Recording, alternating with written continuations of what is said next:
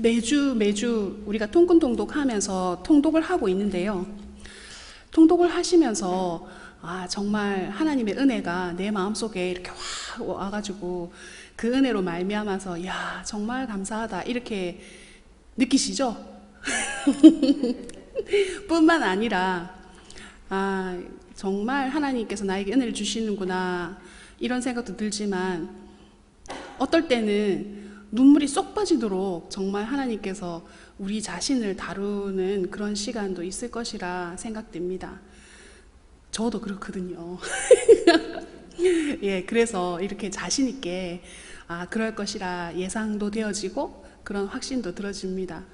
그러나 눈물이 쏙 빠질 만큼 힘들고 어렵고 고난이 있지만 그럼에도 불구하고 그게 그 시간이 감사한 거죠. 하나님과 함께 하고 있으니까 하나님 안에서 그런 일들이 일어나니까 감사한 것이지요. 가장 큰 복은 우리가 지난주에도 계속적으로 말하고 있지만 하나님과 함께 하는 것이 가장 큰 복입니다. 그래서 내가 고난 가운데 있어서 눈물이 쏙 빠지더라도 그것은 하나님께서 나와 함께 하시는 증거이기 때문에 그것은 복입니다. 아무런 일도 일어나지 않는 것, 그게 바로 슬픈 것이고 그것이 바로 신학적으로는 유기죠. 버림당한. 그죠? 우리가 통근동독을 하면서 하나님 말씀 가운데 있을 때 하나님께서는 결코 말씀으로 우리와 함께 하시며 또 그런 우리 속에 아직까지 빚어지지 않은 속사람들을 하나님께서 하나하나 다 다듬으셔서 하나님의 사람으로 만들어 주실 줄 믿습니다. 그렇기 때문에 조금 아프고 힘들고 어렵고 조금 괴로워도 그렇게 가는 것이 맞기 때문에 곧바로 비틀거리지 않고 좌로나 우로나 치우치지 않고 벳세메스의 암소가 새끼가 울어도 아랑곳하지 않고 사명을 감당했던 것처럼 우리를 향하신 주님의 사명을 이루기 위하여서 우리가 좌로나 우로나 치우치지 않고 한 발 한 발 하나님과 함께 걸어가시는 이 통근동독이 되시기를 축복합니다. 아멘. 하나님께서 마무리까지 마지막까지 함께 하셔서 주님의 뜻을 이루게 하실 줄 믿습니다. 아멘. 오늘 저희가 나갈 부분은요 12주차인데요 여러분 67일째를 보시면 되겠습니다. 67일째를 보시면 되겠는데 기존 책으로는 우리 414페이지고요 새 책은 418페이지를 펴시면 되겠습니다.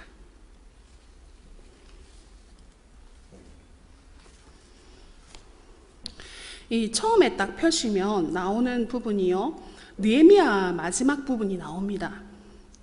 그래서 여러분 느헤미야가 예루살렘으로 와서 성벽을 짓고 52일 만에 성벽을 짓고 다시 2년의 공백을 가지고 다시 예루살렘에 돌아오게 되거든요.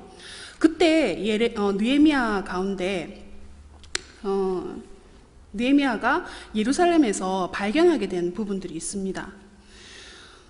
여러분 한 번 개혁하고 난 다음에 사람이 완전히 바뀌게 되면 얼마나 좋을까요? 그죠? 사실은 이 예루살렘으로 돌아온 포로 귀환했던 이스라엘 민족들, 유다 민족은 한 번의 개혁을 한 것이 아닙니다. 에스라를 통해서 신앙 개혁을 하고 그리고 느헤미야를 통해서 이제 성벽을 짓고 이런 여러 가지 일들을 겪게 되어지는데요. 느헤미야가 성벽을 지으면서 여러 개혁들을 일으켰어요. 그럼에도 불구하고 2년 만에 다시 돌아왔을 때 예루살렘 상황은 그죠? 그 개혁했던 그 상황으로 있었던 것이 아니고요. 옛날로 돌아간 것처럼 그런 상황이었습니다. 그래서 여러분 이 통근통독 교재를 보시면 위에서 세 번째 줄 제일 마지막에 그런데 보이십니까? 예. 그런데 이제 그 방은 도비야 개인이 사용하는 공간으로 바뀌어 있었다. 그 방이 무슨 방이었기 때문에 그럴까요? 11조와 성전에 바친 예물들을 안전하게 간수하는 방을 만들어 놨거든요, 느헤미야가. 그런데 2년 만에 돌아와 보니까 그 방이 누구 방이 됐습니까? 도비아 방이 된 거예요. 여러분, 도비아는요, 이 성벽 공사를 방해했던 사람입니다. 그 중에 한 사람 대빵이거든요. 예, 대빵. 저도 하고도 놀랍네요. 그러니까 거기 앞장섰던 사람이거든요. 근데 그 사람이 느헤미야가 없는 사이에 하나님의 그 예물을 모아놓는 방을 자기 개인 방으로 사용하고 있는 겁니다. 느헤미야가 눈이 어떻게 됐겠습니까? 핵 돌겠지요. 도대체 어떤 생각을 가지고 하나님의 예물을 모으는 그 장소를 자기 방으로 사용하고 있냐. 정말 분노했죠. 근데 그 상황만 있었던 것이 아니고요. 여러 가지 강구들을 해놨어요. 어떤 게 레위인들이 제사를 드릴 수 있도록 다 강구를 해놨거든요. 그런데 레위인들이 제사를 드리고 있지 않은 거예요. 그것은 뭡니까? 이 레위인들을 쫓아냈던 거예요. 쫓아낸 거나 마찬가지죠. 이 레위인들이 사용할 수 있는 그런 어떤 그 헌금이 있어야 그 부분들을 레위인들이 다른 일을 하지 않고 제사를 드릴 수 있잖아요. 근데 그것들을 다 이렇게 배제하고 착복하니까 레위인들은 자기가 먹고 살기 위해서 밭으로 돌아간 거예요. 자기 밭으로. 그리고요, 또 어떤 일도 있었냐면 안식일 규례에 대해서 무너져 있었던 거예요. 그리고 안식일 규례에 대해서 얘기하니까 대놓고 모욕을 하는 거죠. 이런 지경에 이르렀습니다. 느헤미야가 한 번 개혁하고 이것이 쭉 이어지면 좋겠는데 2년 뒤에 오니까 개혁을 해놓았던 부분들이 다 무너져 있었던 거예요. 거의 대부분. 그러니까 여러분, 이것을 통해서 우리는 무엇을 좀 묵상하면 좋을까요? 저는 뭐 여러 가지 얘기할 수 있겠지만 우리 통근동독을 한번 생각해 보면 여러분, 1독 한번 하고 나니까 막 그 다음에 10독, 100독은 옥수 쉽죠? 제가 반대로 물어본 거 아시겠습니까? 여러분, 읽고 있을 때는 읽어요. 그런데 읽지 않으니까 여러분, 우리가 뭘 경험했어요? 코로나 때문에 중간에 쉬었잖아요. 근데 쉬었음에도 불구하고 1독을 마무리하신 집사님이 계시더라고요. 그분한테 박수. 정말 하나님의 은혜인 것 같아요. 근데 그거가 쉬니까 우리의 성경 읽기도 어떻게 됐습니까? 같이 쉬었죠. 너무 죄송하고 너무 미안한 말이지만, 그런데 이런 것처럼 느헤미야가 한번 개혁하고 그것이 쭉 이어지면 얼마나 좋았겠습니까? 근데 그것이 무너져 있더라는 거죠. 그래서 느헤미야가 다시 와서 다시 개혁을 일으킵니다. 에스라와 함께 다시 신앙개혁을 일으키는 거죠. 그래서 여러분, 우리가 통근동독을 한 번만 하고 안 하는 것이 우리에게 좋지 않습니다. 그래서 이 통근동독이라는 어떤 툴을 통해 가지고, 이 방법을 통해서 우리가 성경 읽기가 혼자는 잘 안 되지만 같이 이렇게 모이니까 그나마 나도 성경을 읽고 따라갈 수 있잖아요. 그래서 이 통근동독의 목적은 하나님의 말씀을 가까이 하기 위해서 1년에 2번, 1학기 때 한 번, 2학기 때 한 번, 이렇게 해서 90일씩 해가지고 이독하는 거고, 조금 더 나아가면 어떻겠습니까? 방학 때도 한 번 해가지고 이제 1년에 3독하는 거, 그게 목적이거든요. 근데 이렇게 하는 이유는 우리가 독수를 늘리기 위한 거, 성경을 많이 읽기 위한 나는 10독했다, 나는 20독했다, 이거를 위한 것이 아니고 하나님의 말씀과 어떻게 하면 좀 가까이 갈 수 있는가 하는 고민이 있는 것이지요. 그래서 여러분, 이 느헤미야를 통해서 우리가 알게 되는 것은 이스라엘 백성도 하나님의 뜻대로 살기 위해서 그 터전을 다 버리고 왔음에도 불구하고 이 해이해지니까 이런 것들이 다 무너졌던 것처럼 우리도 마찬가지라는 거죠. 그래서 우리 안에 나로 하여금 좀 안주하고자 하는 마음, 그리고 조금 더 살살하자 이렇게 하는 마음을 버리고 어떻게든 하나님께 꼭 붙어 있기 위해서 어떻게든 은혜의 자리, 그런 자리를 사모하기 위해서 우리 마음을 계속 새롭게 해야 됨을 깨닫게 됩니다. 자, 그렇게 해서 우리 느헤미야를 조금 마무리하게 되고요. 우리가 지난주에 중간기, 신구약 중간기를 배웠잖아요. 마무리할 때 말라기를 안 했어요. 그래서 이번 주에 우리가 말라기를 읽을 텐데요. 말라기는 구약의 마지막 책입니다. 여러분, 그 옆에 페이지에 보시면 말라기에 대해서 나와 있죠. 제가 이 말라기를 시대적 배경을 한번 보면서 기존 책은 416페이지고요. 새 책은 420페이지입니다. 보시면 이 말라기 시대적 배경에서 제가 조금 바로 잡을 게 있어가지고 일부러 이걸 조금 켰는데요. 왜냐하면 제가 지난주에 에스더에 대해서 얘기하면서 왕을 반대로 얘기를 했어요. 그래가지고 여러분들이 모르셨으면 그냥 쭉 지금처럼 하시면 되고요.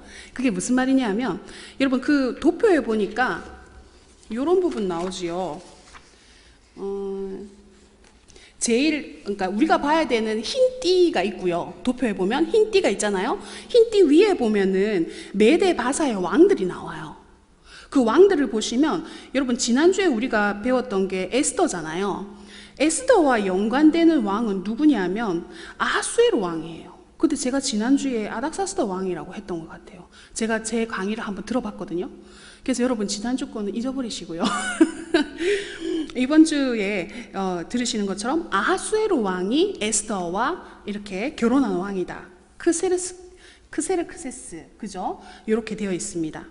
역사적으로는요. 그리고 아닥사스다 왕은 누구랑 연관되어 있는 왕입니까? 아닥사스다 왕은 느헤미야랑 연관되는 왕입니다. 무슨 말인지 아시겠죠? 그래서 아닥사스다 왕이랑 아하수에로 왕이랑 이렇게 다르다는 거. 시대적으로 다르잖아요. 그죠? 왜냐하면 1차 포로하고 2차 포로 사이에 있었던 그죠? 일이 에스더서잖아요. 그러니까 에스더가 아하수에로 왕과 연관이 있다. 이렇게 보시면 되겠습니다. 그러면 여러분 말라기를 한번 찾아보세요. 말라기는 제일 하단 오른쪽에 있습니다. 그죠? 그래서 느헤미야랑 같은 시대에 활동했던 선지자라는 것이지요. 말라기의 뜻은 나의 사자라는 뜻이거든요. 그래서 이제 느헤미야와 동시대 인물이긴 하지만 그러니까 선지자로 활약했던 것은 느헤미야 죽고 난 이후에 활약을 했습니다. 그래서 말라기 선지자가 활동했던 시대적 배경은 어땠느냐 우리가 한번 좀 보면 좋겠는데요. 여러분 우리가 아까 봤던 그 시대적 배경에서 그 그림 있잖아요. 이 그림 있잖아요. 이 그림에서 앞쪽으로 한 페이지로 오게 되어지면 여러분 줄거리 따라가기 보이십니까? 말라기 줄거리 따라가기? 예, 보이시죠? 그래서 말라기 줄거리 따라가기 여기 보시면 그 단락이 시작하는 말라기 하면 이거 보이시죠? 거기서 한 줄, 두 줄, 세 줄, 네 줄, 다섯째 줄 내려오시면 에스라와 느헤미야 뿐만 아니라 보이십니까? 찾으셨어요? 한, 둘, 셋, 넷, 다섯 줄 밑에 보면 있거든요. 그래서 에스라와 느헤미야 뿐만 아니라 학개, 스가랴, 스룹바벨, 여호수아 모두가 다 하늘나라로 가고 이 귀한 공동체의 신앙은 다시 해이해지기 시작했습니다. 이렇게 돼 있잖아요. 그래서 모든 종교 의식은 형식적이 되었다는 거예요. 모양은 있으나 정신은 없어졌다. 이렇게 얘기를 하고 있습니다. 지금 말라기 시대를 얘기하고 있습니다. 그래서 이제 말라기서를 여러분이 읽어보시면 하나님의 말에 막 대꾸하는 그런 부분이 나오거든요. 혹시 추우세요? 괜찮으세요? 그래서 하나님께 대꾸하는 장면이 나오는데 여러분들 읽어보시면은 야, 참 하나님 앞에 할 말이 있고 못할 말이 있지 이런 생각이 드실 거예요. 막 말대꾸 하거든요. 이거는 하나님과 같이 관계를 하자는 건지 아니면 이제 하나님과 관계를 끊겠다는 얘기인지 그런 생각을 들게 합니다. 그래서 이 부분을 볼 때 우리가 정말 이게 인의의 부분이구나 하고 알게 되어지는 것이죠. 그래서 결국엔 하나님과 절연하고자 향해서 나아가는, 예를 들어서 뭐 부부 관계로 따지면 이제 더 우리가 잘해봅시다 하는 그런 게 아니고 네가 잘못했잖아 이러면서 막 이렇게 하는 게 있잖아요. 서로 탓을 하는, 하나님 탓을 하는, 하나님께 원망하는 이제 그런 장면이 더 많이 나와 있습니다. 그래서 말라기가 사역했던 시대상은 결국에는 종교의식이 형식화되어지고 그 다음에 모양은 있으나, 하나님을 섬기는 모양은 있으나 정신은 없어지는 그런 시대가 되었다라고 우리가 볼 수 있겠지요.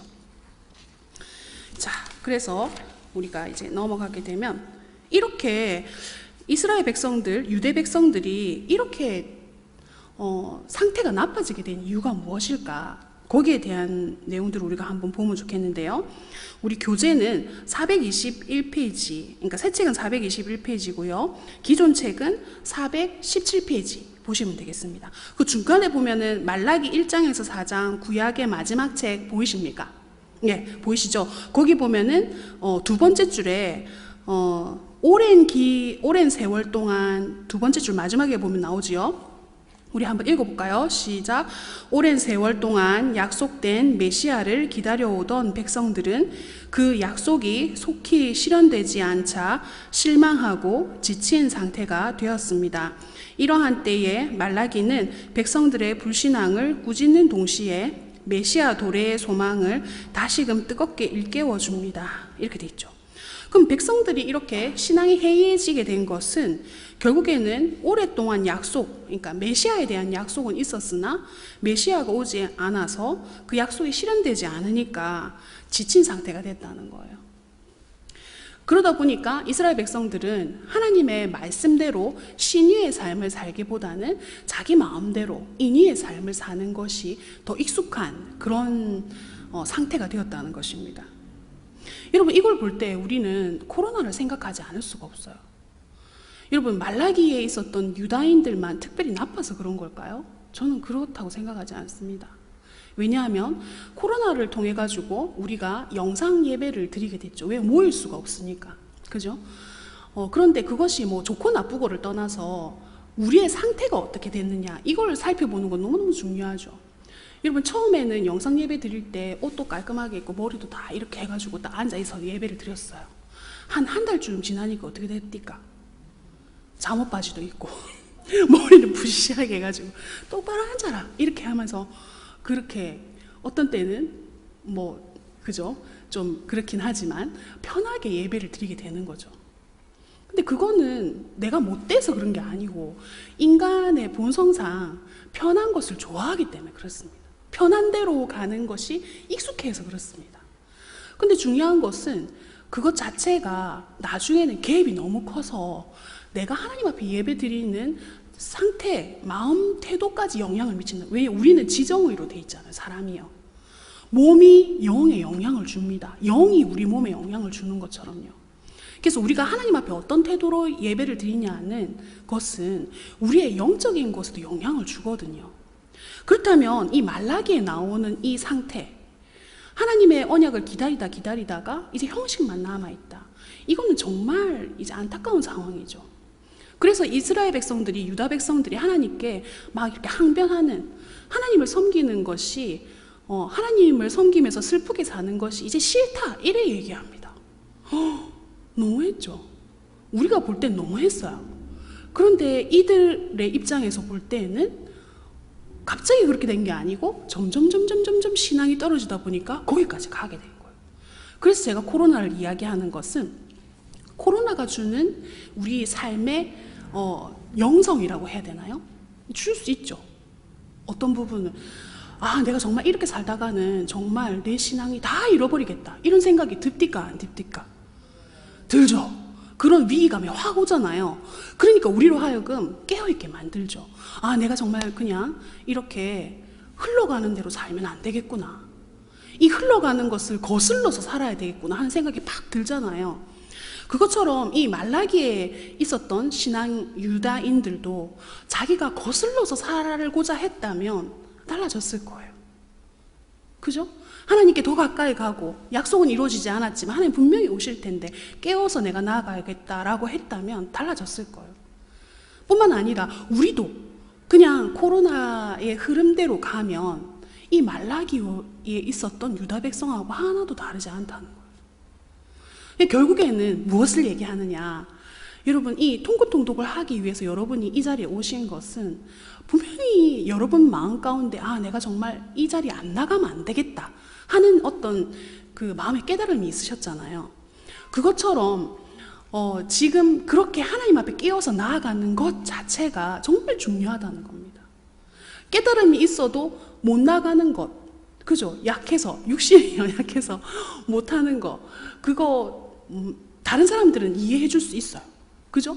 아, 그래. 아유, 얼마나 피곤해요. 그냥 조금 쉬세요. 이렇게 하죠. 그냥 이제 관계가 좋으니까. 근데 하나님 보시기엔 어떻습니까? 하나님께서는 우리의 마음부터 몸까지 다 알고 계시잖아요. 하나님 앞에서는 그 누구도 비껴갈 수 없을 거예요. 그래서 우리는 어떻게 해야 되느냐? 환경이 주는 대로 살면 안 됩니다. 환경이 주는 대로. 환경이 하라는 대로 살면 안 돼요. 환경을 이겨내는 그런 믿음이 있어야 되는 거죠. 그리고 그 환경에 상관없이 하나님 앞에 나아가는 그런 믿음이 있어야 된다는 것입니다.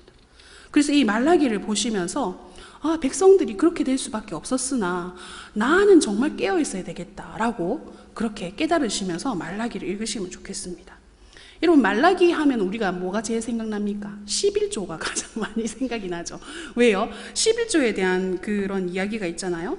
그러면 11조는 어떤 의미가 있을까? 여러분, 이 말라기에서 11조의 개념들은 여러분이 조금 살펴보시는 게 필요한데요.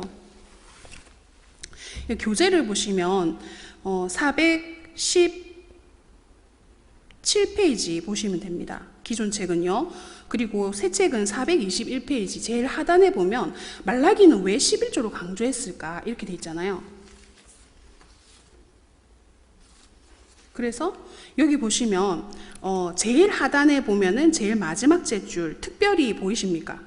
예, 보이시죠? 말라기는 이스라엘 백성들이 11조 의무를 등한히 한 것을 질책합니다. 이렇게 돼 있죠.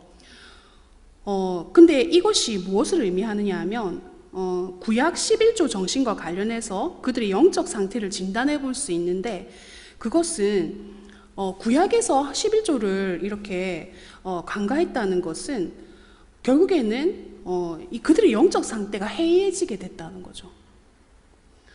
그래서 이 영적 상태를 단적으로 드러내주는 것은 무엇이냐?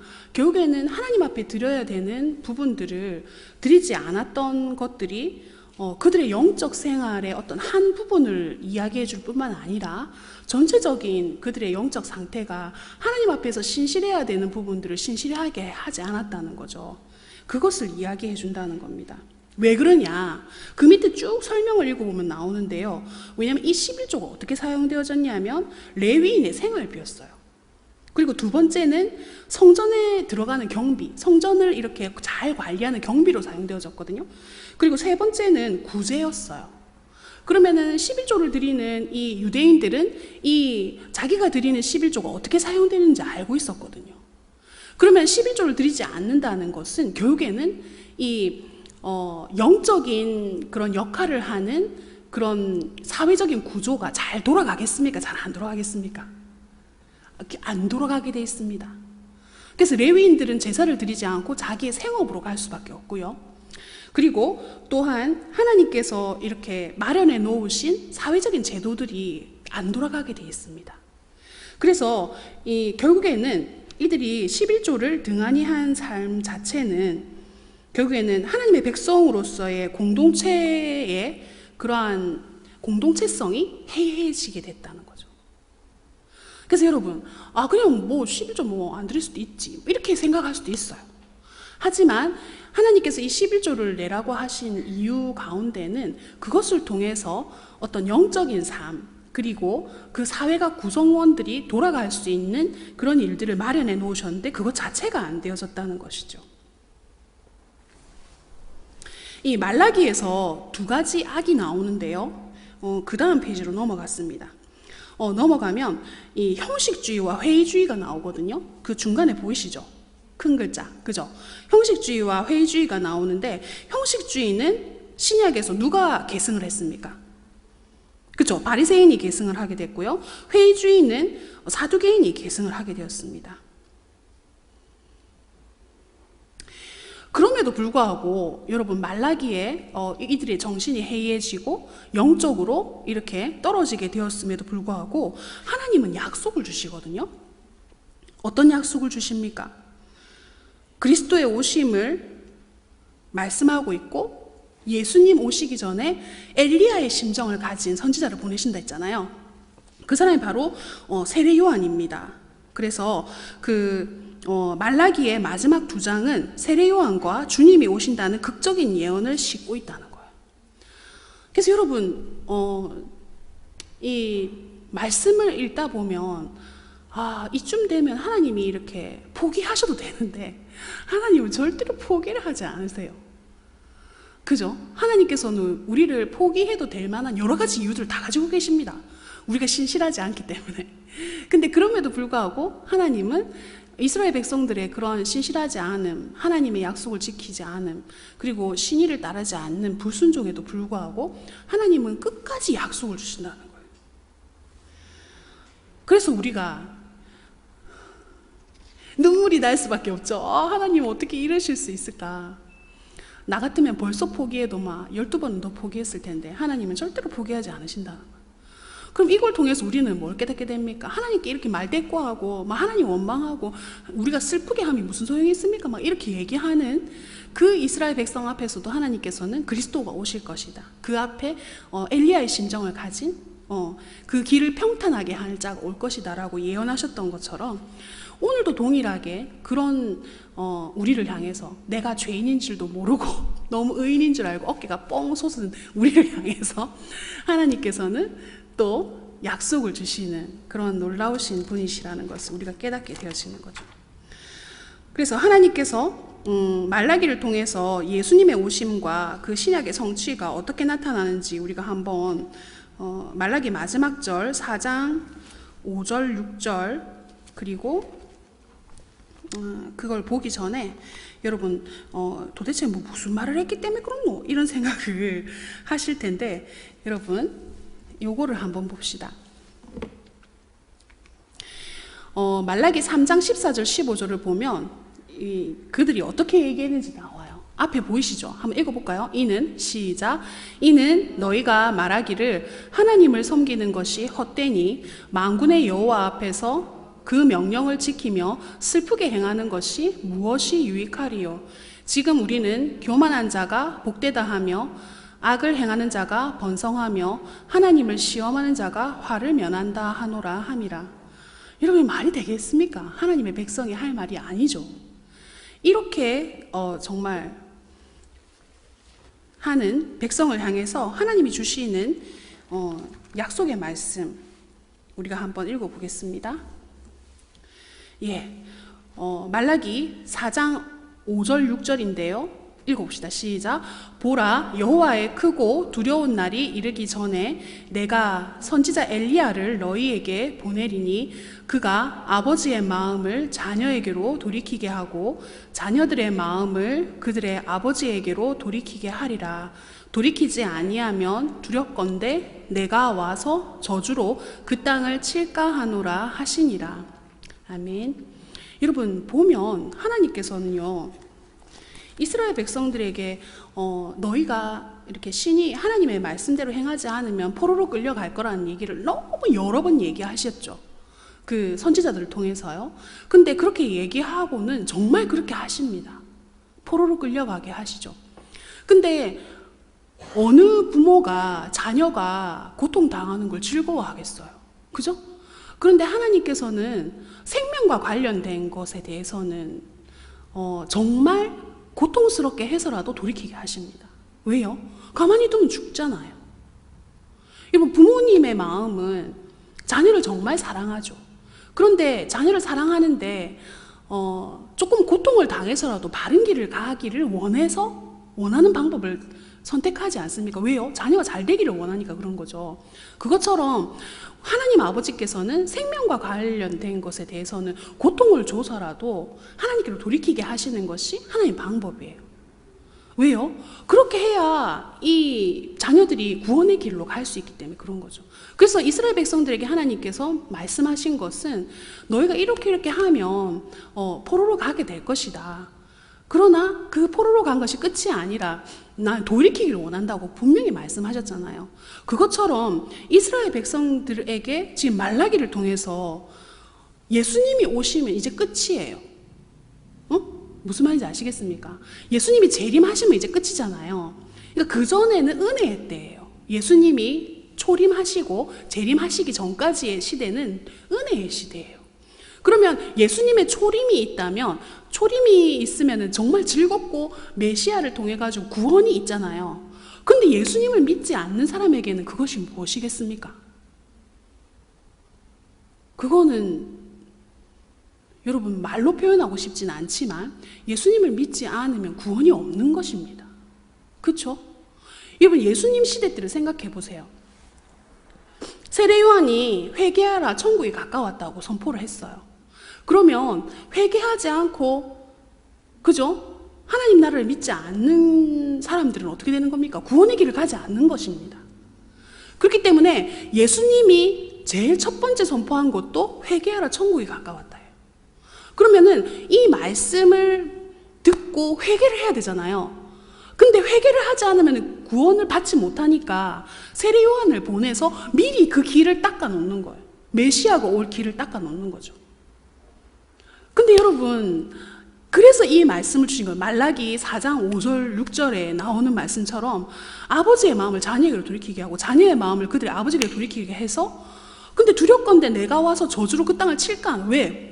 마음을 고치지 않고 회개를 하지 않으면 내가 그 땅을 칠까 하노라 이렇게 말씀하셨는데 결국에는 이 말씀 엘리야에 대한 말씀은 세례 요한에 대한 말씀이거든요. 그럼 세례 요한이 와서 성령이 충만하서 회개해라고 외쳤는데 그것은 왜 그러냐?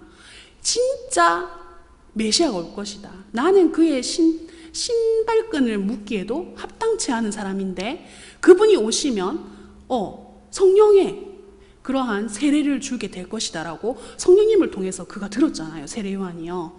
그것처럼 예수님이 오시기 전에 그 평탄화하는 작업을 세례 요한이 하는데 그 말씀을 말라기 4장 5절 6절이 하고 있다는 거예요. 그런데 그 말씀은 누가복음 1장 17절에 이루어지죠. 그가 한번 읽어볼까요? 시작. 그가 또 엘리야의 심령과 능력으로 주 앞에 먼저 와서 아버지의 마음을 자식에게 거스르는 자를 의인의 슬기에 돌아오게 하고 주를 위하여 세운 백성을 준비하리라. 아멘. 여러분 이 말씀이 이루어졌죠. 이루어졌어요. 주를 위하여 세운 백성을 준비하리라. 여러분 구약의 선지자가 그렇게 얘기했죠. 이스라엘 백성들이 하나님 앞에 하나님 말씀대로 살지 않으니까 내가 의로운 백성들 열방에 하나님을 정말 기쁨으로 하나님께 제사 드리는 그런 백성들을 준비하겠다고 말씀하셨잖아요. 그것이 예수님을 통해서 이루어지게 된 것이죠. 그것처럼 누가복음 1장 17절에 나오는 말씀처럼 예수님 오시기 전에 평탄화하는 작업들을 이 세례 요한이 하게 되었다라는 것이 오늘 이 말씀을 통해서 알게 되어집니다. 자, 그러면은 말라기에서 이렇게 마지막까지 우리가 한번 봤는데요. 여러분이 이사야 58장을 읽게 될 것입니다.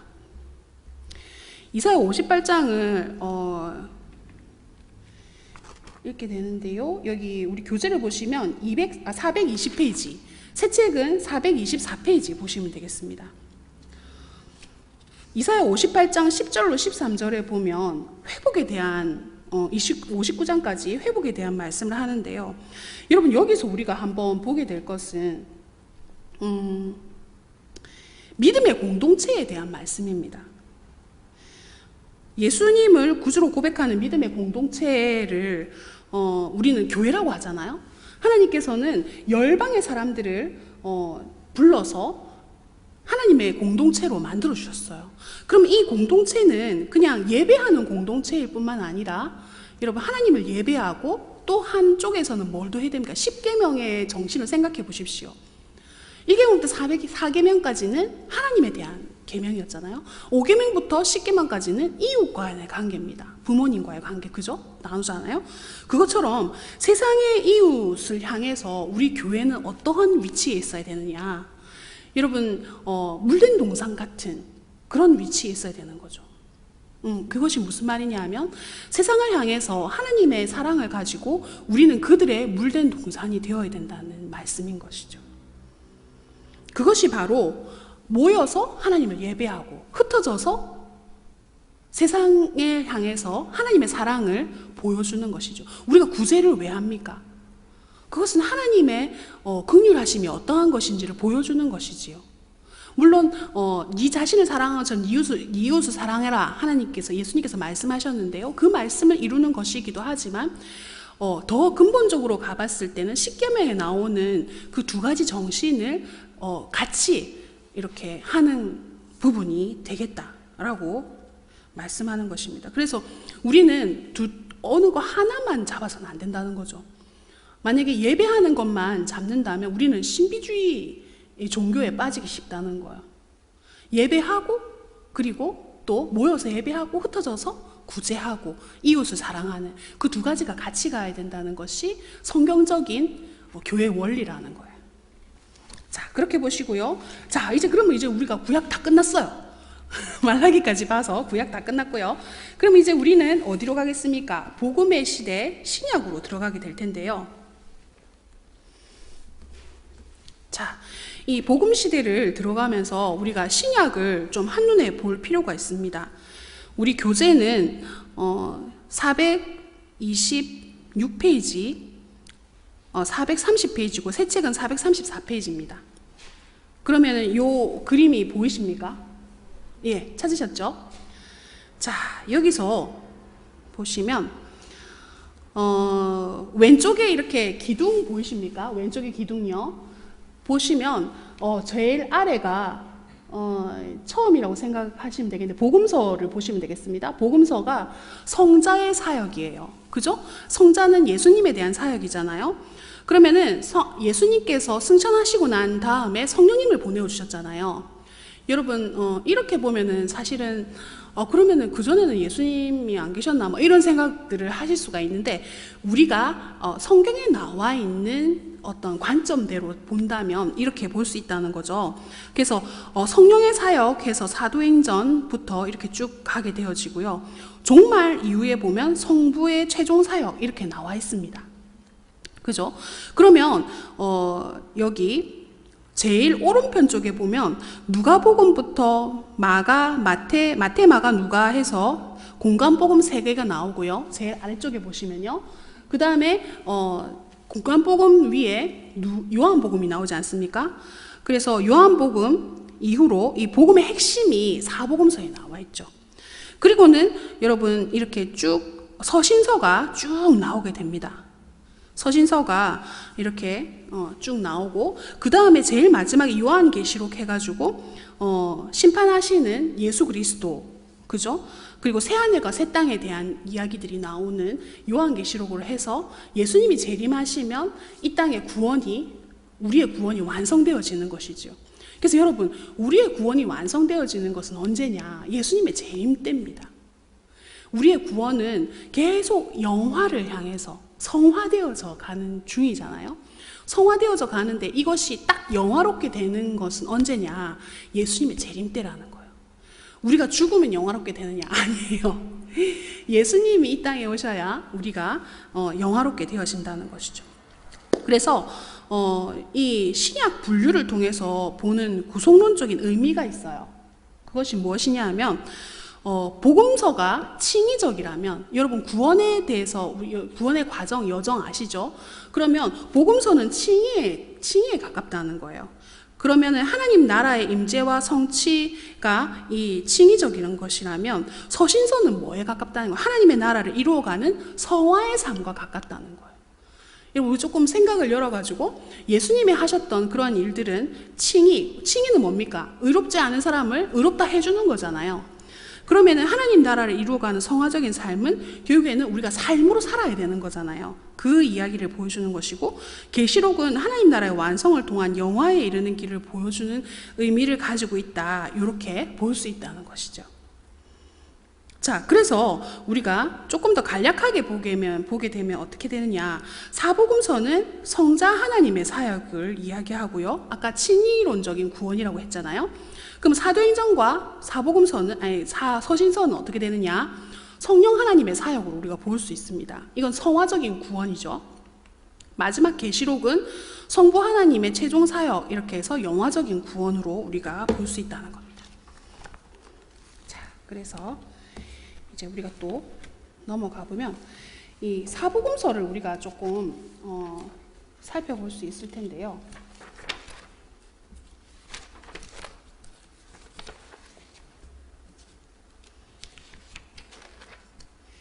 이 사복음서를 여러분 어디를 보시면 좋겠냐면 사복음서 대조라고 해가지고 우리가 기존 책은 436페이지고 새 책은 440페이지인데 한번 보실래요? 도표가 하나 나와 있습니다. 도표 보이시죠? 거기 도표를 통해서 사복음서를 이렇게 조금 더 살펴보는 건데 이 비교하면서 우리가 보면 좋다는 거예요. 그죠? 자, 여기 보시면 이 사복음서가 마태복음, 마가복음, 누가복음, 요한복음 이렇게 차례대로 돼 있잖아요. 네 복음서가요. 그러면 이것을 우리가 예수님의 모습으로 우리가 한번 살펴보자. 그러면 복음서가 이렇게 복음서가 가지고 있는 어떤 성향이 있어요. 이게 무슨 말이냐 하면 사복음서는 예수님에 대한 같은 이야기를 하고 있지만 다른 모습을 좀 보여줍니다. 예를 들어서 예수님이 이렇게 계시면 예수님의 어떤 특수한 부분을 강조한다고 할 수 있죠. 그런데 그것은 예수님이 달라서가 아니고 이 예수님을 보는 관점이 다르기 때문에 그런 거예요. 무슨 말인지 아시겠죠? 그래서 마태복음이 가지고 있는 어떤 특수성이 있고 마가복음이 가지고 있는 특수성이 있고 요한복음이 가지고 있는 특수성이 있기 때문에 그 특수성을 이해하게 되어지면 복음서를 조금 더 이해하기가 좋다는 거예요. 그래서 마태복음에는 여러분 어떤 부분이 많이 나오느냐, 구약에 대한 인용이 엄청 많이 나와요. 이것은 왜 그러냐, 구약에 대해서 너무너무 잘 알고 있는 유대인을 대상으로 썼기 때문에 그런 거예요. 그러니까 마태는 유대인들이 하나님의 예수님을 어떻게 하면 더 잘 이해할 수 있을까를 고민했겠죠. 그죠? 그렇게 보면은 구약에서 예수님에 대해서 뭐라고 얘기하고 있는지, 그것이 예수님한테 어떻게 이루어졌는지 이걸 딱 얘기를 해주면 어떻겠어요? 유대인들이 이해하기가 쉽겠죠. 뿐만 아니라 마태도 구약에 대해서 빠삭한 사람이었어요. 그러다 보니까 구약에 대한 인용이 많이 나올 수밖에 없는 거예요. 오, 예수님의 이 모습을 보니까 구약의 이 말씀이 이루어진 거네. 또 예수님의 이 모습을 보니까 구약에 나오는 이 말씀이 또 이루어진 거네 하고 너무 잘 알게 됐다는 거죠. 그러니까 여기서 보면 마태복음은 예수님을 누구한테 전했냐, 원독자라고 하죠. 유대인들에게 쓰기 위해서 유대인들이 보라고 마태복음을 적었다는 거예요. 원독자라는 것은 마태가 누구를 생각하면서 마태복음을 적었다는 거예요. 유대인들을 생각하고 이걸 적었다는 거예요. 근데 그렇다고 해서 우리한테는 얘기를 안 하느냐? 아니에요. 이 마태복음을 통해서 우리에게도까지 얘기를 하시는 거죠. 자, 그러면 이 마태복음에서는 예수님을 어떤 모습으로 쓰고 있느냐? 왕으로 이야기하고 있습니다. 그래서 여러분 마태복음을 읽어보면 예수님이 왕으로 오셨잖아요. 그러니까 왕은 족보가 있습니까? 없습니까? 있죠. 그러니까 마태복음 딱 펴면 뭐부터 나옵니까? 신약을 읽으라 해서 읽었더만은 예수님 얘기는 없고 낳고 밖에 없네. 이게 아니고 예수님이 왕이시기 때문에 족보가 필요하다는 거예요. 그래서 마태복음은 딱 펼치자마자 누구의 자손으로 왔는지에 대해서 얘기를 하고 있다는 거예요. 그죠? 그리고 예수님은 이제 이렇게 설명을 하고 있는데, 자, 결국에는 마태가 이야기하는 것은 다윗의 자손. 왜요?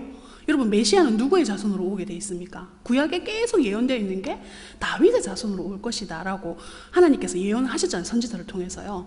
그러니까 여기에 대해서 말씀을 하고 있다는 거죠. 그래서 그 족보의 계열은 어떤 식으로 나오느냐, 요셉의 계열로 나오고 있다는 거죠.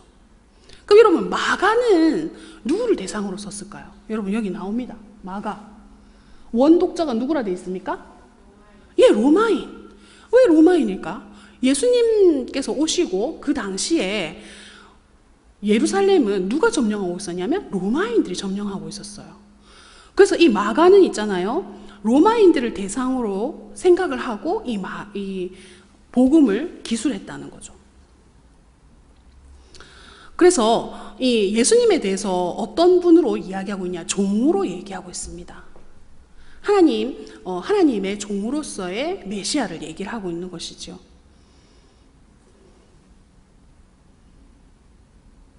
그리고 여러분 로마인들에 대해서 로마인이 이렇게 여러분이 이제 교재를 쭉 읽어보시면 거기에 대한 세부적인 이야기들을 읽으실 텐데요. 이 로마, 그러니까 마가복음을 보면은 즉시, 곧, 뭐 이런 말들이 많아요. 그리고 마가복음이 사복음서 중에서 가장 짧습니다. 16장으로 돼 있어요. 그것은 다른 거 다 필요 없고 진짜 복음에 딱 필요한 부분만 딱 나와 있다는 거예요. 그죠? 그래서 사실 마태복음 같은 경우에는 인용이 많이 나와 있기 때문에 28장까지 되어 있어요. 그죠? 거의 12장이나 많잖아요. 이제 그런 부분들을 우리가 이해할 수 있게 되는 것이죠. 그리고 종은 족보가 필요 없잖아요. 마가복음은 족보가 없습니다. 그죠? 그리고 누가복음으로 가게 되면요. 여러분, 누가복음은 누구를 대상으로 썼습니까? 저기 보시면 그리스인, 여러분 헬라죠, 헬라. 예수님 당시에 나라는 로마가 점령했었지만 문화적으로는 헬라 문화가 지배적이었어요. 그래서 로마는요, 로마 문화가 따로 있지 않아요. 왜냐하면 로마가 헬라 문화를 차용했거든요. 그래서 여러분, 그 시대 사람들은 다 어느 나라 말을 썼습니까? 헬라 말을 썼지요. 그리스 말. 그래서 여러분, 신약은 어느 나라 말로 되어 있습니까? 원래 그 성경책은 헬라 말로 되어 있습니다. 그죠? 그렇게 해서 이 헬라 사람들을, 그리스 사람들을 위해서 누가가 적었는데, 누가는 직업이 있었지요. 그죠? 누가는 직업이 의사였습니다. 그래서 이 의사였던 누가의 어떤 그런 특성들이 제일 많이 나타나 있는 게, 누가복음을 읽어보면 여러분, 우리가 통근통독의 그 장점이라고 볼 수 있는 것이, 예수님의 이 복음서의 말씀을 시대 순으로 배열하고 있잖아요. 그랬을 때에 같은 어떤 예수님의 행하셨던 기적이나 이런 것들을 기술한 것을 보면 마태, 마가, 누가의 어떤 기술의 관점이 너무 달라요. 누가 같은 경우에는 아주 상세하게 적고 있어요. 어떻게 해서 그럴까요? 의사의 그런 직업이 거기에 포함되어 있죠. 의사는 여러분 어떻습니까? 환자를 잘 안 살피면 큰일 나잖아요. 한 사람 살리기도 하고 한 사람 잘못하면 큰일 나잖아요. 그죠? 그래서 의사는 그 어떤 세부적인 그런 환자의 어떤 상태나 이런 것들 잘 알아야 되니까, 그런 부분들이 예수님의 기사에 대해서 쓸 때에도 전이 어떻고 후가 어떻고 그 과정이 어떻는지에 대해서 잘 나와 있는 게 누가복음입니다. 그래서 그런 특징들이 누가복음에 잘 나타나 있다는 거죠.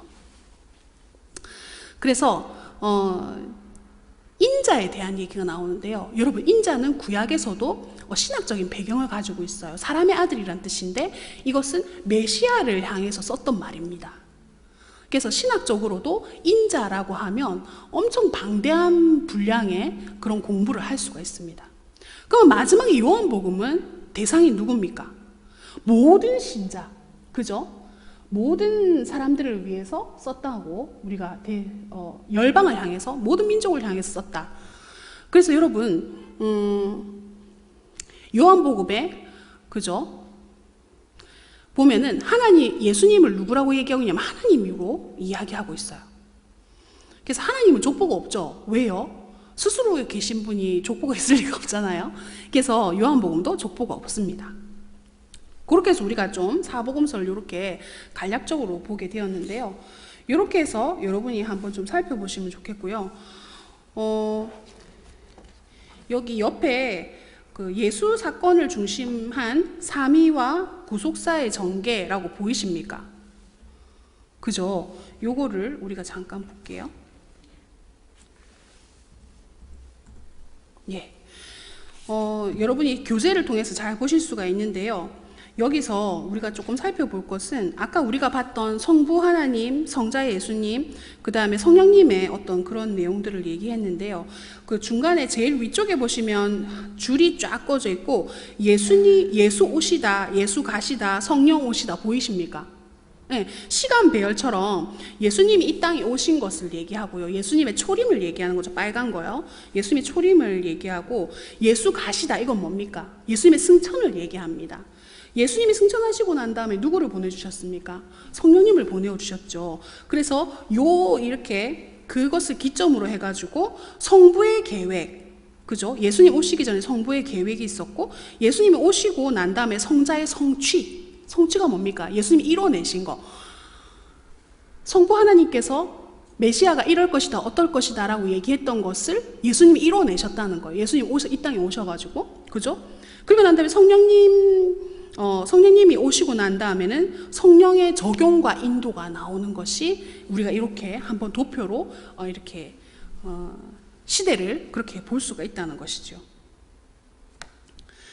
그렇게 보면서 예수님이 오신 것을 기점으로 해서 그 이전은 구약이죠.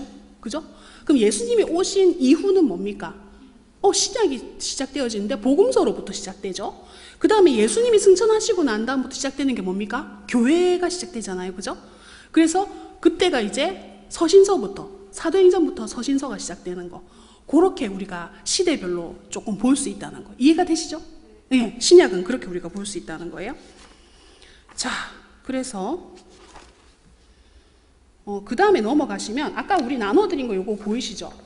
예, 요거를 꺼내보시면 이제 1부는 서원이에요. 그게 뭐냐, 우리가 지금 예수님의 족보까지 쭉 봤잖아요. 그 다음에 2부는 뭐냐, 세례 요한과 예수님의 탄생이에요. 그래서 여러분 지금 우리 교재를 보시면 442페이지에 서원이 나와 있습니다. 그래서 지금 예수님의 그러한 사복음서는 몇 부까지 봅니까? 12부까지 본다는 거예요. 그죠? 근데 우리가 이 12부를 볼 때 어떤 기준이, 약간 시대적인 기준이 조금 필요하거든요. 근데 우리가 예수님이 어디 가셨고 이런 내용들이 복음서에 많이 나오는데 뭘 기점으로 볼 거냐? 유월절을 기점으로 본다는 거예요. 왜요? 예수님이 공생의 사건을 시작하고 몇 번의 유월절을 보냅니까? 4번의 유월절을 보내거든요. 그러면 첫 번째 왜 유월절을 보느냐? 여러분, 유대인들은 유월절이 되면 어디로 가야 됩니까? 예루살렘에 가서 제사 드려야 되잖아요. 그죠? 그 절기를 지켜야 되잖아요. 그죠? 그래서 예수님이 6월절에는 어디로 갈 수밖에 없냐? 예루살렘에 올라갈 수밖에 없어요. 그럼 사역을 하다가도 6월절이 되면은 예수님이 예루살렘에 가서 사역을 했던 부분이 4부분이 나온다는 거예요. 그래서 우리가 시대를 나눌 때 6월절을 기점으로 해서 예수님의 사역을 나눈다는 것이죠. 그래서 서원을 우리가 한번 보고 계셨잖아요. 여기서 우리가 하나 짚고 넘어갈 게 있어요. 뭘 짚고 넘어가야 되느냐? 교재 442페이지, 새 책은요, 기존 책은 438페이지 보시면 서원 보이시죠? 제일 꼭대기에 찾았죠? 그러면 그 밑에 쭉 내려보시면 여러분 태초에 대한 개념이 나옵니다. 이게 요한복음 제1장에 보시면 태초에 대한 얘기가 나오죠. 창세기 1장 1절에도 태초에 하나님 천지를 창조하시니라고 나오고, 그 다음에 요한복음에도 태초에 대한 얘기가 나와요. 근데 창세기에 나오는 태초랑 요한복음에 나오는 태초가 같을까요? 다를까요? 같을까요? 다를까요? 제가 좀 놀리는 것 같았나요? 아닙니다. 예, 다릅니다. 예, 그 요한복음의 태초는 창세기의 태초와 다른 태초라는 거예요. 그 본문에 나와 있어요. 교재예요. 그 창세기에 나오는 태초는 레시트거든요. 여기서 나오는 레시트는 히브리 말이에요. 히브리 말. 그죠? 히브리어로 돼 있어요. 그러면 요한복음에 나오는 태초는 뭐냐? 아르케입니다. 아르케. 이거는 무슨 말이냐? 헬라어예요. 헬라어. 그런데 보세요. 구약은 히브리어로 돼 있고 신약은 헬라어로 돼 있잖아요. 그럼 이 아르케는 뭘 얘기하는 거냐? 여러분, 요한복음 1장 1절에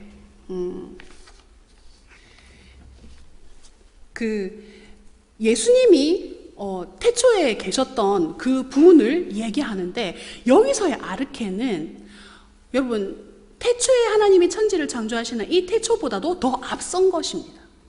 앞섰다는 것은 그 이전이라는 거예요. 그러면 예수님이 계신 것은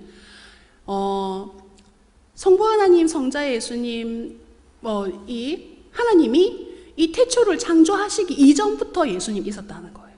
아르케라는 거는. 응? 그래서 이 요한복음에 나오는 태초라는 이 아르케라는 개념은 예수님은 언제 나셨냐? 신약에 나오신 게 아니라는 거예요. 응? 신약에 나오신 게 아니라는 거예요.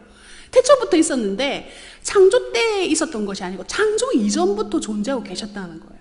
그걸 요한이 이야기하려고 아르케라는 단어를 썼다는 거예요. 무슨 말인지 알겠죠?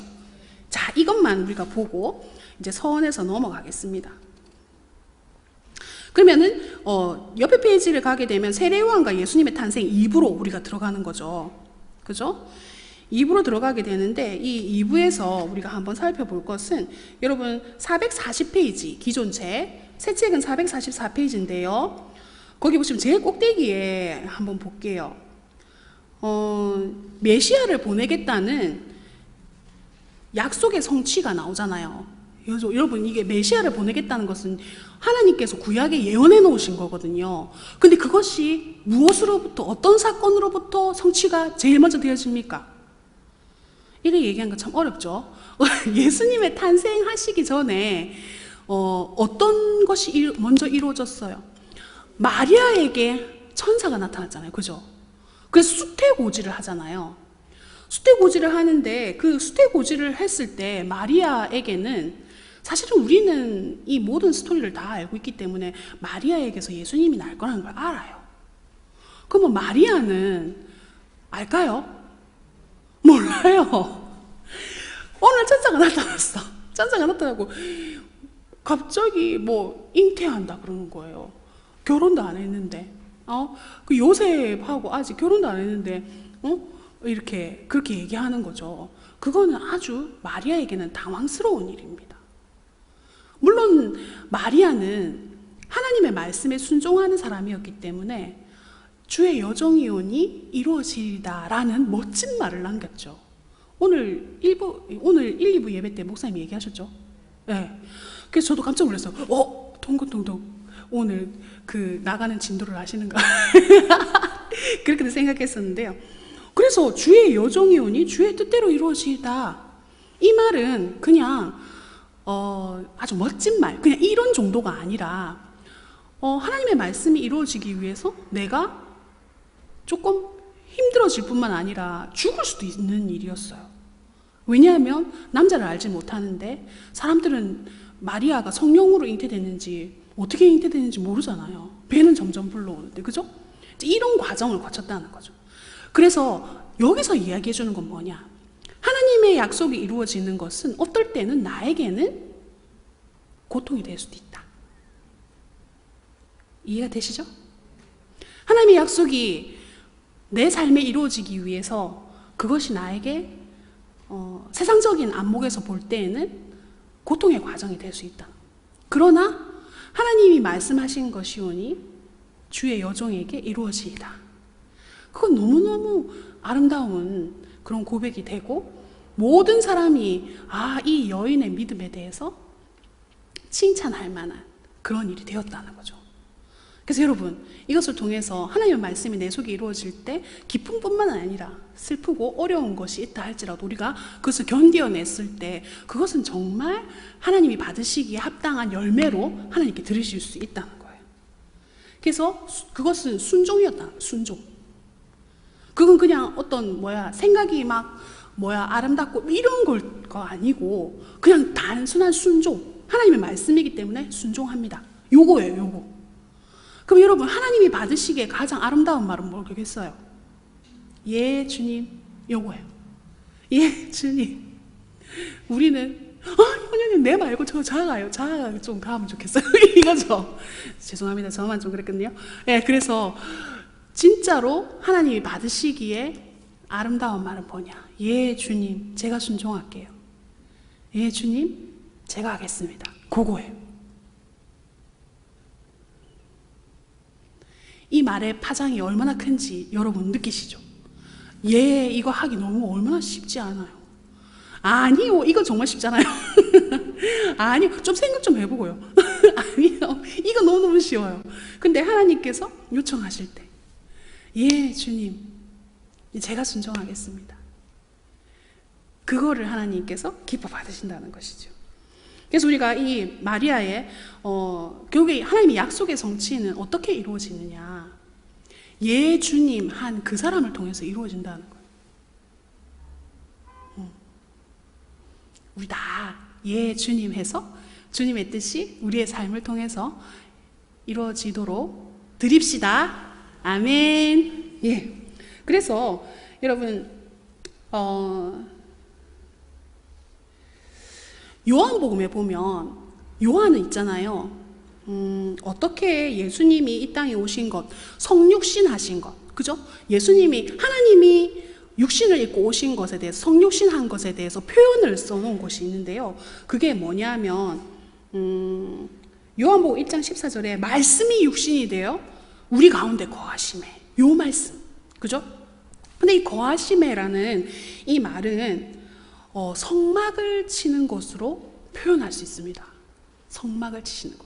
여러분, 성막을 친다고 하면 기억나시는 게 있잖아요. 여러분, 우리가 쭉 구약을 살펴보면서 하나님께서 이스라엘 백성들과 함께하기 위해서 만든 것이 성막이잖아요. 그리고 그 성막이 성전으로 바뀌게 되었죠. 다윗을 통해 가지고 이 솔로몬이 지었잖아요. 그러면 이 성전이 무너졌을 때 그러면 하나님의 임재는 사라졌습니까? 아니에요. 에스겔을 통해서 법궤에 바퀴가 달려가지고 하나님의 백성이 있는 곳으로 오는 환상을 봤잖아요. 그것처럼 예수님이 성육신 하신 것에 대해서 말씀이 육신이 되어 우리 가운데 거하심에라는 이 거하심에가 성막을 쳤다라는 그런 말로 표현되어진다는 거예요. 그러면 요한이 예수님에 대해서 고백한 건 뭐예요? 예수님이 오신 것은 결국에 이 땅에 하나님의 성막이 쳐졌다라는 거예요. 하나님이 우리와 함께 하시려고 예수님을 보내셔서 우리와 함께 하셨다는 것을 표현하기 위해서 이 요한복음 1장 14절에 말씀이 육신이 되어 우리 가운데 거하심에라고 표현했다는 거예요. 그거를 여러분이 요한복음 읽으시면서 이렇게 잠잠하게 묵상해 보십시오. 구약에 그렇게 메시아를 보내겠다고 약속하셨던 그 하나님이 자신이 직접 육신을 입고 이 땅에 피조물의 모습으로 이 땅에 장막을 치셨다. 우리와 함께 하시기 위해서. 그걸 좀 묵상하시면서 은혜를 받으시면 좋겠습니다. 자, 그렇게 해서 그것이 바로 마태복음 1장 23절에 예수님의 이름을 뭐라 하려 했습니까? 임마누엘. 그죠? 하나님이 우리와 함께 하신다. 그래서 여러분, 이 복음서를 읽으시면서 구약의 메시아에 대한 이 약속이 어떻게 이루어지는지 여러분이 쭉 보시면 좋겠어요. 그죠? 자, 그렇게 해서 넘어가고요. 우리가 살펴볼 건 많지만 이번 주에 읽을 내용들이 좀 많습니다. 교재도 되게 많거든요. 그래서 우리가 여기 보시면 3부 나오죠. 3부. 그래서 3부를 보시면 예수님의 공생의 시작이 이제 되어집니다. 그러니까는 지금 1, 2부는 예수님의 사생애였어요. 그죠? 그럼 공생애와 사생애가 뭐냐? 공생애는 예수님이 세례받으심으로 말미암아서 공생애가 시작되거든요. 그래서 이 공생애는 공적인 사역이 시작된다라고 보시면 되겠고요. 그래서 예수님의 일대기를 우리가 쭉 한번 살펴보는 건데 2부까지는 예수님의 사생애, 어린 시절까지 나오는 거죠. 그래서 여러분, 여기에는요 성전을 방문했던 그런 내용들도 다 나옵니다. 그죠? 자, 그래서 그까지 보시고 예수님의 공생의 시작은 여러분 여기 교재 445페이지, 기존 책은 449페이지 보시면 되겠는데요.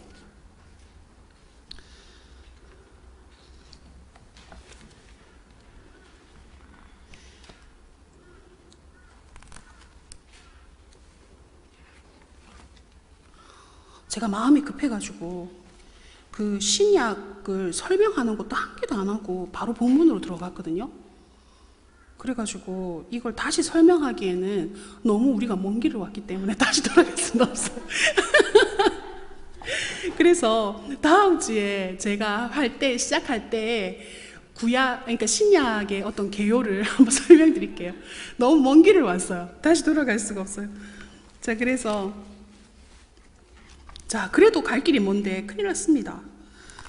자, 제가 예수님의 공생애는 예수님의 세례로부터 시작된다고 했잖아요.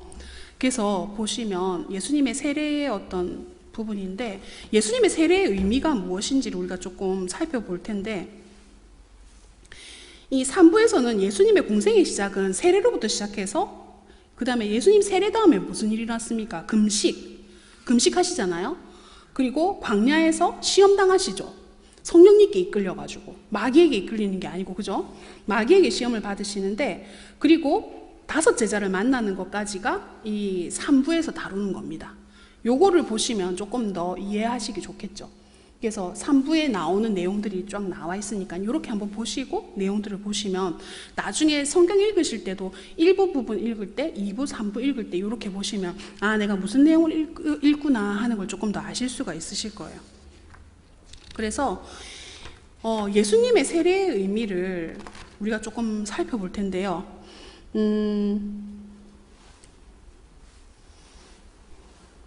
예수님이 세례 받으실 때 여러분 그 요한이 말렸어요. 예수님 세례 받는 거를. 그죠? 어떻게 내가 당신한테 세례를 받아야 되는데 당신이 나한테 세례를 받습니까? 이렇게 얘기하죠. 그러니까 예수님이 뭐라 했습니까? 이 빨간 글자 보이시죠? 이제 허락하라. 우리가 이와 같이 하여 모든 의를 이루는 것이 합당하니라. 그러니까 요한이 허락을 했습니다. 근데 여기서 우리가 조금 살펴볼 것은 이 공생애 시작하기 전에 세례를 받으신 이유, 예수님이 공생애를 시작하기 전에 그것은요, 우리 교재 446페이지, 새 책은 450페이지인데요. 예수님의 세례라고 나와 있는 거 보이십니까? 중간에. 예, 보이시죠? 그래서 거기서 하나, 둘, 셋, 네 번째 줄 보면 세례는 보이십니까? 예, 세례는 하나님 나라의 백성이 되기 위한 첫 번째 절차라는 거예요. 근데 예수님은 그럴 절차가 필요할까요? 안 필요해요. 예수님은 그런 절차 필요 없잖아요. 근데 예수님은 우리의 대표성을 가지고 계시거든요. 그래서 이 과정을 거치셨다는 거예요. 그리고 예수님의 세례가 끝나니까 어떤 일들이 벌어졌습니까? 하늘에선 소리가 났죠. 성령이 비둘기같이 임하시고, 그리고 하나님께서 이는 내 사랑하는 아들이요 내 기뻐하는 자다 이렇게 얘기하시잖아요. 이것을 이렇게 교재에서는 대관식처럼 얘기를 하고 있습니다. 대관식, 장엄한 대관식. 그죠? 그래서 이는 내 사랑하는 아들이요 내 기뻐하는 자라라고 얘기를 하시는 이 장면을 통해서 삼위 하나님이 나타나신 놀라운 장면으로 얘기를 하고 있습니다. 그래서 신학적으로도 되게 성삼위 삼위일체가 어떻게 근거가 되느냐 이 말씀으로 삼위일체를 설명을 합니다. 그러니까 성자 예수님이 몸으로 계셨죠. 그 다음에 성령님이 임하셨죠. 그리고 소리가 나셨잖아요. 성부 하나님의 소리가. 그래서 이렇게 이야기를 하는 것이고요. 그래서 이 세례의 의미는 세례는 죄인 그 세례를 통해서 죄인과 하나가 되셨다는 거예요. 하나님이신 성자 예수님께서 하나가 되셨고 예수님은 사실은 죄인이 아니기 때문에 세례를 받으실 필요가 없어요. 그죠? 근데 예수님은 의인으로 세례를 받으셨어요. 그러면 여러분 우리가 교인이 되고 세례를 받을 때 왜 꼭 세례 받아야 돼요 하는 초신자들이 있어요. 그러면 그들에게 우리가 어떻게 설명해야 되느냐, 예수님도 세례를 받으셨기 때문에 우리도 세례를 받아야 됩니다 라고 얘기를 할 수 있겠죠. 그리고 이 예수님의 세례는 그 이상의 것이죠. 죄인인 우리를 대표해서 그리고 이 대관식으로 이렇게 받으신 것처럼 죄인인 우리가 예수님이 십자가에 못 박히시고 말미암아서 우리도 십자가에 못 박혔다라고 로마서에 나와 있잖아요. 그죠? 근데 이 예수님의 부활하신 의미는 또 뭡니까? 우리의 부활의 첫 열매가 되시려고 하셨잖아요. 그것처럼 예수님의 세례 받으심, 십자가에 달리심, 부활하심, 이것들은 우리와 연관이 있다는 거예요. 그죠? 자, 그래서 그런 의미를 가지고 모든 의를 이루기 위해서 예수님께서 세례를 받으셨다는 거예요. 그죠? 자, 그리고 우리가 또 보는 것은 예수님의 시험입니다. 3부에서 보는 것은요. 이제 결국에는 예수님의 세례 받으심으로 말미암아서 하나님의 나라가 시작되어지는 거거든요. 하나님, 성령님이 임하셨잖아요. 예수님께. 그죠? 그러시고, 성령이 비둘기처럼 예수님에게 임하시고, 이렇게 아들이라고 선포하시는 것을 통해서 하나님의 나라가 시작되어 하나님의 나라의 사역의 시작이 되었다는 거예요. 예수님 공생애를 통해서요. 그러면 사단은 모든 인류가 구원받기를 너무 싫어하고 그 다음에 예수님의 어떤 사역이 이루어짐으로 말미암아서 자기 나라가 위태롭잖아요. 그죠? 그러니까 예수님을 시험하는 이 영적인 대결이 일어나게 되었다는 거죠. 그래서 여기 보시면 예수님의 시험에서 하나님 나라의 회복은 다른 표현은 영적 싸움이다. 여러분, 우리가 하나님의 뜻대로 살게 되어지는 그것을 통해서 우리는 회복이 일어나잖아요. 그럼 그곳에는 영적인 전쟁이 있습니다. 왜요? 우리가 하나님께로 더 가까이 나아가는 것을 싫어하는 존재가 있기 때문에 그런 거죠.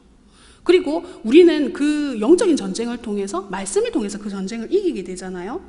그럼 구속사적으로 볼 때는 의미가 있죠. 여러분, 창세기 3장 15절에 그죠? 여인의 후손이 그 사단의 머리를 밟게 돼, 뱀의 머리를 밟는다고 나와 있잖아요. 그것처럼 십자가에서 결국에는 예수님께서 죽음을 이기심으로 말미암아서 뱀의 머리를 밟게 되잖아요. 그럼 그 구속사의 일들을 사단이 방해하기 위해서 이 예수님을 시험하러 왔다는 거예요. 근데 여러분, 이 시험의 내용들을 우리가 한번 살펴보기 전에 이 시험 자체가 무엇인지를 통근통독을 보시면 조금 더 잘 이해할 수 있는데요. 451페이지 새 책은요. 그 다음에 기존 책은 457페이지를 447페이지 죄송합니다. 447페이지 보시면 됩니다.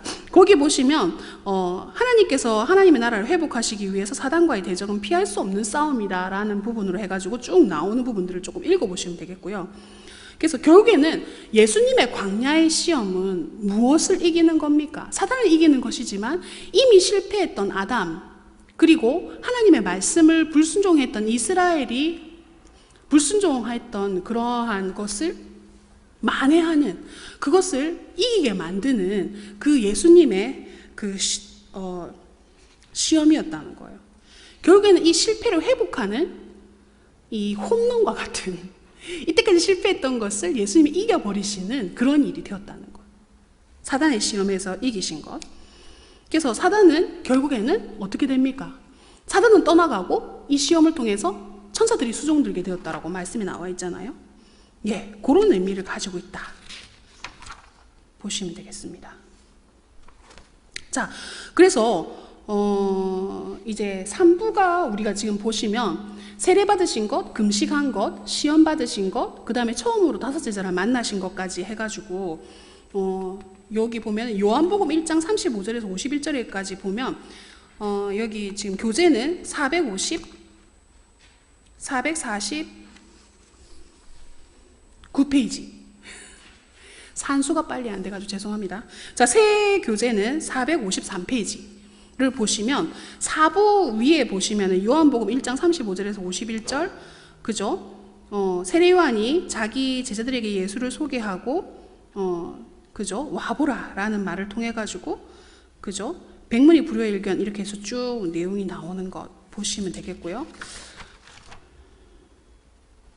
자, 그러면 이제 여기까지 하고요. 저희가 4부 예수님의 갈릴리, 유대, 사마리아 사역입니다. 그러면 여러분, 이 예수님의 갈릴리, 유대, 사마리아 사역이라는 것은 결국에는 예수님이 세 지역에서 사역을 하신다는 얘기잖아요. 그래서 첫 번째 나오는 부분은 무엇이냐? 가나 혼인잔치가 나옵니다. 그래서 여러분, 그 4부 내용 그 밑에 그 검정색 바 밑에 보면 예수님은 해갖고 네모칸 되어 있는 거 있잖아요. 그거가 요약이거든요. 그래서 4부에 일어나는 일들을 요약해 놓은 그 네모칸을 보시면, 아, 이번에 이 4부에서는 예수님께서 어떤 일을 하시는구나 하고 좀 알 수 있게 되는 거죠. 그걸 조금 더 요약하면 가나 혼인잔치가 나오고요. 가버나움 방문하시고 예루살렘에 가시는데 이때가 6월절 첫 번째 가시는 겁니다. 그리고 니고데모 만남이 예루살렘에서 있고요. 그 갔을 때요. 그리고 세례 요한이 체포되고 예수님은 사마리아로 가셔서 수가성 여인을 만나게 되는 것까지가 지금 4부의 내용이에요. 자, 그래서 그 내용을 4부의 흐름은 금방 제가 얘기했던 것처럼 가나 혼인잔치, 가버나움 방문, 예루살렘, 6월절 첫 번째죠. 그래서 니고데모의 만남이 있고요. 예루살렘에서. 그 다음에 세례 요한이 체포되고 난 다음에 사마리아로 가서 수가성 여인을 만난다. 이렇게 보시면 되겠습니다. 여기서 우리가 다 살펴볼 수는 없지만요. 그 중에 우리가 살펴볼 것은 갈릴리 사역에서 가나 혼인잔치를 우리가 좀 살펴볼 필요가 있습니다.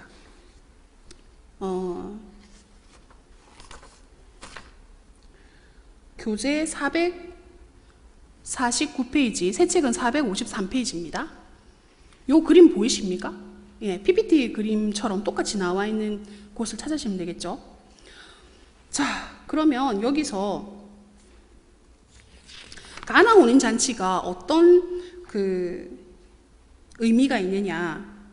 여러분, 물이 포도주로 바뀐 것은 그냥 화학적인 변화, 그러니까 죄송합니다. 물리적인 변화나 형식적인 겉모양만 변화된 것이 아니에요. 여기서 물이 포도주가 되었다는 것은 완전히 바뀌어졌다는 거죠. H2O가 이 포도주가 완전히 된 거예요. 물 자체가. 이것 자체가 말해주는 것은 무엇이냐? 결국에는 예수님이 하시는 사역을 통해서 죄인이 어떻게 바뀌어지느냐? 본질적으로 바뀌어진다는 거예요. 그거를 말씀해 주는 겁니다. 그러면 이 변화는 구약의 율법주의적인 가치관에서 하나님 나라의 가치관과 질서로 바뀌어져야 된다는 메시지를 담고 있다는 거예요. 이것을 담고 있는 기적이 바로 물이 포도주가 된 사건이죠. 여러분, 오늘 한성훈 목사님께서 그 변화에 대한 얘기를 하셨잖아요. 저 너무 깜짝 놀랐어요. 왜냐하면은 이것도 그 변화에 대한 얘기거든요. 그럼 이 변화는 무엇이냐? 그러면 개신교, 기독교의 본질은 뭐냐? 변화라는 거예요. 변화. 세상이 변하지 않습니다. 그렇죠? 세상이 변하지 않아요. 죄인을 바꾸기 위해서 세상이 만든 게 뭐죠? 교도소. 교도소 갔다 나오면 다 의인이 되나요? 아니요. 더 큰 죄인이 되죠. 범죄를 더 많이 배우고 나와가지고 더 큰 죄인이 되잖아요. 죄송합니다. 제가 교도소 가신 분하고 무슨 그건 없습니다. 그러나 우리가 볼 때 1범 한 사람이 2범 되기 쉽고 3범 되기 쉽고 4범 되기 쉬운 거죠. 근데 개가천선하기는 너무 어려운 거죠. 그런데 그런 변화, 진짜 본질적인 변화는 어디서 나타나느냐? 하나님의 말씀, 예수 그리스도와 만남이 있을 때 변화가 된다는 거예요. 그걸 지금 얘기를 하고 있는 겁니다. 그래서 결국에는 이런 변화는 교회에서 일어난다는 거예요. 예수님을 만난 사람이. 거기에 대해서 이어서 이야기하고 있는 것이 무엇이냐? 변화에 대해서 얘기를 하면서 우리가 조금 비교해 볼 수 있는 것이, 여러분, 예수님이 사역하신 이 사부에서 가나 혼인 잔치부터 시작해가지고 니고데모 사건이 나오고요. 그 다음에 어떻게 되느냐? 사마리아 여인까지 나와요. 그러면 여러분, 이 사건들을 여러분이 한번 기억해 보세요. 니고데모와 이 기적에 대한, 예수님을 만난 사람들이 물이 포도주가 되는 그런 놀라운 기적을 이야기하는데, 그런데 예수님을 만났던 니고데모, 예수님을 만났던 수가성 여인, 한번 생각해 보십시오. 진짜 본질적인 변화가 일어났던 것은 여러분, 그 수가성 여인, 사마리아 여인이었어요. 니고데모는 자기의 어떤 신학으로 예수님을 이해하려고 하니까 이해할 수가 없었어요. 진짜 이상한 말 하죠. 예수님이 그러잖아요. 예수님한테 그러잖아요. 거듭난다는 것은 다시 어머니 뱃속으로 들어가는 겁니까? 이렇게 얘기하잖아요. 자기의 어떤 생각이 가득 차 있으니까 예수님이 하시는 이야기를 이해할 수가 없었어요. 그런데 그에게 예수님께서는 뭐라고 하십니까? 하나님이 세상을 이처럼 사랑하사 독생자를 주셨으니 이는 그를 믿는 자마다 멸망치 않고 영생을 얻게 하려 함이라. 요한복음 3장 16절의 말씀을 니고데모를 만나서 그 얘기를 하셨다고. 그런데도 이 놀라운 복음의 본질과 같은 말씀을 니고데모는 들었는데 이해를 못했어요. 그런데 여러분, 이 사마리아 여인을 만났던 예수님, 지금 제가 교제대로 나가려니까 다 못해가지고 지금 통폐합을 하고 있습니다. 지금 통틀어서 지금 이걸 얘기하고 있는 겁니다. 그래서 여러분 막 찾지 마세요. 어디에, 하여튼 이 어간에 있어요. 자, 그래서 예수님께서 하셨던 말씀은 무엇이냐? 이 예수님이 그 사마리아 여인을 만나기 위해서 뛰어넘으셔야 될 게 너무 많았어요. 왜요? 유대인 남자는 여자를 대면에서 만나지 않습니다. 그리고 유대인 남자는 사마리아를 삥 둘러서 가게 돼 있지, 사마리아를 중심으로 거쳐가지고 나가질 않아요. 길을 갈 때. 그런데 이 모든 것을 뛰어넘어서 이 사마리아 이 여인 한 명을 만나기 위해서 예수님은 제자들도 딴 데 보내고 예수님 혼자 이 여인을 만납니다. 근데 이 여인이 가지고 있던 상황을 여러분 너무 잘 아시잖아요. 남편이 너무 많잖아요. 그 남편 많아서 예수님이 만나주셨나요? 그게 아니고 이 여인의 어떤 영적인 상태를 너무 잘 아시는 예수님께서 이 여인이 가지고 있는 영적 갈급함을 해결해 주시기 위해서 만났죠. 그리고 이 여자는 자기가 뭐가 문제인지도 모르는데 예수님을 만나서 그 문제를 끄집어내기까지 하셨고요. 그리고 그 질문들을 통해 가지고 이 여인이 가지고 있던, 어디서 예배합니까? 그 하나님을 향한 그 갈급함이 무엇인지를 끄집어내시고, 결국에는 이 여인이 물동이를 버려두고 자기의 그 원래 의도를 다 버리고 예수님을 만난 그 기쁨 때문에 다른 사람에게로 가잖아요. 그럼 여러분, 이 두 사건을 비교해 보십시오. 예수님이 기적을 일으키셨던 그 포도주의 사건은 결국에는 이 여인한테 이루어집니다. 본질적인 변화가 일어나게 돼요. 자기가 가지고 있는 수치심이나 자기가 가지고 있는 어떤 그런 괴로운 그런 사건을 다 뛰어넘어서 동네로 들어가서 너무 부끄러워서 아무도 안 다니는 낮에 물동이를 메고 물 가지러 왔던 이 여인이 이제는 자기가 피해 다녔던 사람을 향해서 나가게 되는 거예요. 그런 변화가 이 여인한테 일어났다는 거예요. 그거는 단순한 변화라고 볼 수 없는 거죠. 자기의 약점과 그 다음에 자기의 상처와 자기가 싫어하던 그런 모든 것을 뛰어넘는 그런 변화가 예수님을 만남으로 말미암아서 이 여인에게 그런 변화가 일어났다는 거예요. 그러면 결국에 하나님의 말씀을 통해서 우리가 하나님의 말씀을 지금 우리가 만나고 있잖아요. 그럼 우리에게 하나님께서 요청하시는 변화는 뭐라는 겁니까? 이 여인에게 나타난 것처럼 정말 화학적으로 물이 포도주가 되는 것 같은 그런 변화가 일어나는 것이 예수님을 만난 변화라는 거죠. 그걸 지금 이 4부에서는 이야기를 하고 있다는 거예요. 더 했다가는 밤을 새겠습니다. 그래서 오늘 4부까지 할게요. 원래는 더 많이 나가야 되는데 저의 불찰로 이렇게 되었습니다. 그러나 뭐 진도를 다 나간다고 무엇이 다 좋겠습니까? 맞죠? 이렇게 위안을 해보면서 그래서 여러분 정말 복음의 진수 요한복음 3장 16절을 니고데모한테 얘기를 했어요. 예수님께서. 근데 그가 가지고 있는 여러 가지 생각과 편견이 예수님의 말씀이 못 들어오게 했어요. 그럼 우리가 매일 성경을 읽을 때마다 내 생각대로 읽지 않고 신의의 삶으로 읽게 하나님의 뜻을 깨닫게 해달라고 기도하잖아요. 그 기도가 너무너무 필요한 거죠. 하나님, 내 생각대로 말씀을 읽지 않고 하나님의 말씀대로. 왜요? 우리 하나님은 아직 죄인인 우리를 위해서 예수님을 보내주셨잖아요. 아직 죄인인 우리를 위해서. 아직 죄인 되었을 때에 예수님을 보내주심으로 하나님의 사랑이 얼마만큼 큰지를 보여주셨잖아요. 그 말씀이 육신이 되어서 온 이 말씀을 읽음으로 인해 가지고 우리 안에 정말 화학적인 변화, 그죠? 그냥 단순한 변화가 아니라 정말 나의 상처도 뛰어넘고 내가 정말 못하겠다고 했던 것도 뛰어넘고 그리고 내가 피해 다녔던 사람들을 향해 나갈 수 있는 그런 능력이 예수님께로부터 말미암는 것을 기억하고, 하나님, 이 말씀을 통해서 그런 역사가 나에게도 나타나게 해주십시오 하고 묵상하시는 한 주간이 되시기 바랍니다. 기도하겠습니다.